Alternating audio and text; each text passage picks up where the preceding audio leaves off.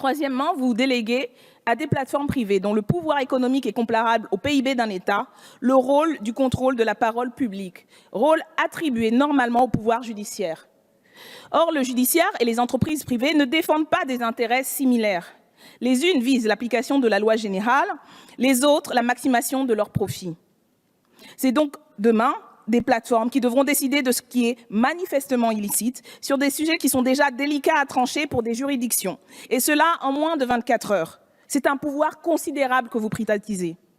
Tout cela alors que Mark Zuckerberg annonçait à Berlin lundi dernier la volonté de créer une cour suprême des plateformes afin de juger en seconde instance les cas de blocage les plus litigieux.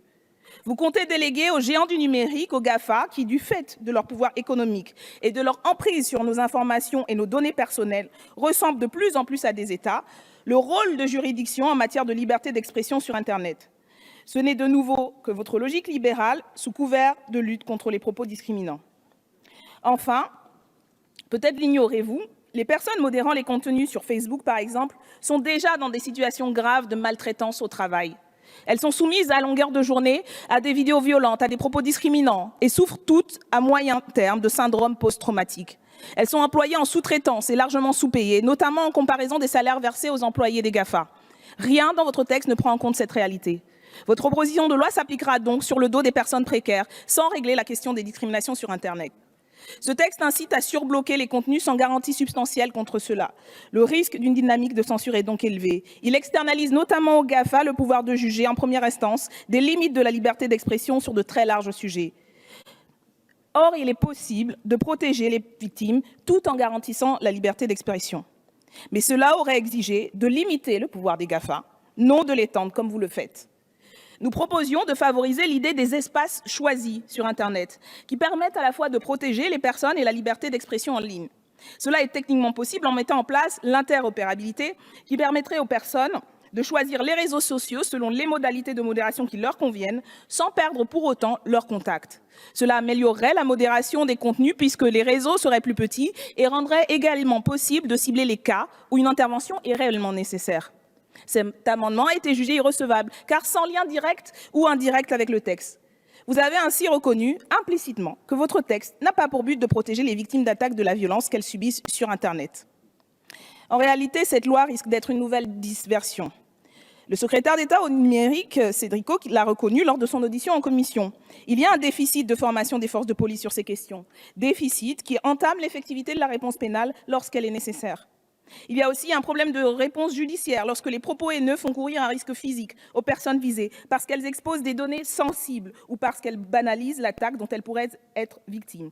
En effet, cette réponse arrive souvent tardivement. Je suis moi-même depuis 2 ans la cible régulière d'attaques sexistes et racistes particulièrement virulentes sur Internet.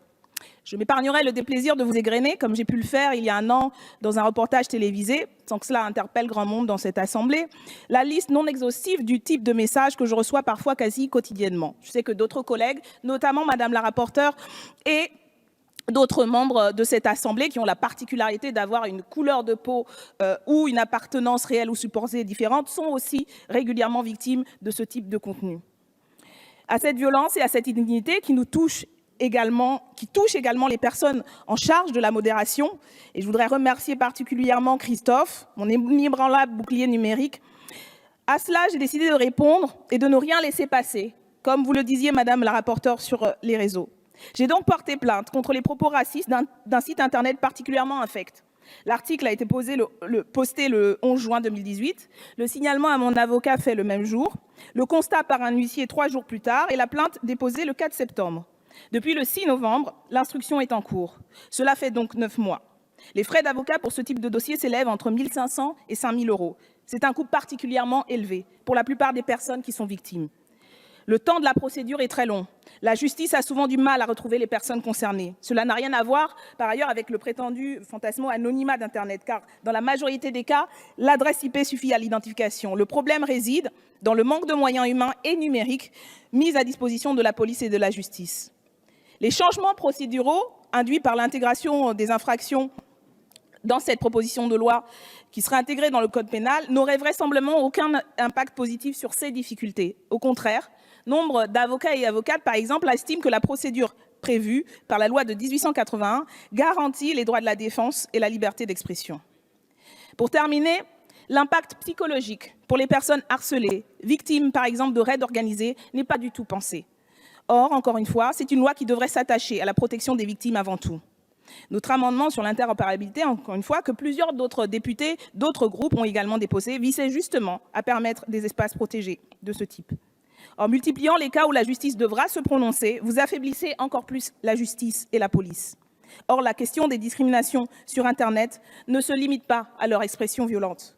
Elles ont, comme dans le reste de la société, hors ligne, une dimension systémique. Elles servent des intérêts, elles sont questions de domination et de pouvoir. Cette proposition de loi s'emploie beaucoup à cacher la haine, peu à lutter contre elle. Les discriminations ne disparaissent pas parce qu'on masque les contenus haineux. L'un des enjeux actuels en la matière est en vérité le contrôle des algorithmes, et notamment les biais discriminants qu'ils produisent ou reproduisent. Voilà un objectif d'encadrement, de responsabilisation des plateformes. Or, c'est à des plateformes qui parfois discriminent que vous demandez de lutter contre des agressions discriminantes. Ces biens ont des conséquences concrètes sur le quotidien. Dans la recherche d'emploi, il a été révélé, par exemple, qu'un système de tri de CV au profit d'entreprises proposé par Amazon pénalisait les CV contenant le mot femme, soit en les mettant de côté, soit en proposant des salaires plus bas pour elles. Il s'appuyait sur des données des entreprises en termes de recrutement sur 10 ans.